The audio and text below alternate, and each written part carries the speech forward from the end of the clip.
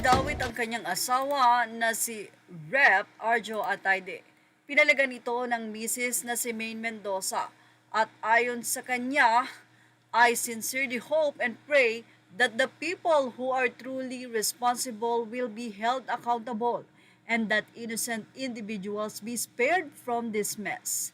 Naniniwala si Maine Mendoza na walang anumang korupsyon na nagawa ang kanyang asawa. Wala siyang ginagawang masama sa loob.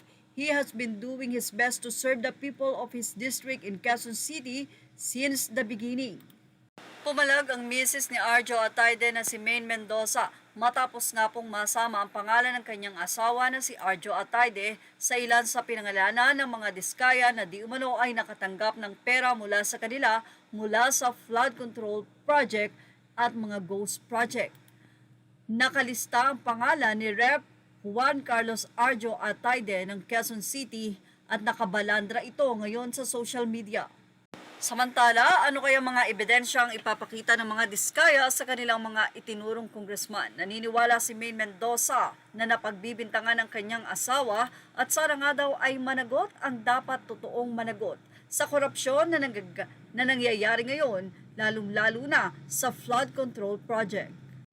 Pinabulaanan naman ng kongresista ang nasabi nga pong pangalan na ito pagkakadawit sa kanya ng mga diskaya. Aniya, I categorically deny the allegation that I benefited from any contractor. I have never dealt with them. Hindi po totoo ang mga akusasyon na ito. I have never used my position for personal gain and I never will. I will avail of all remedies under the law to clear my name and hold accountable to those who spread this falsehood. Suggestion naman ng mga netizen mula sa naging update ng kami.net.ph. Then file a libel case if isn't true. Of course, this time you will say you had never dealt with them. But Diskaya said there are signatures. We can figure out liars, but figures never lie. Mentored by his father. Say ng ilang mga netizen, hindi naman siguro kayo pangangalanan ng diskaya kung wala silang resibo, mga buwaya. Ang pinaka-tangi ay kasi dito, yung mga botante, hindi nila inaasahan ang kapakanan ng taong bayan basta artista at gwapo maganda iboboto na yan tuloy na pala sama-sama tayo sa lulubog na baha. Instead of washing hands, resort to damage control to soften the impact.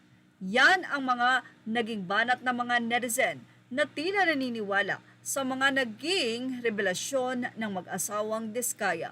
Ano ang masasabi nyo about dito? Ilagay na ang inyong opinion sa ating comment section. Images are all credit to the rightful owners. Thank you for watching Showbiz Now.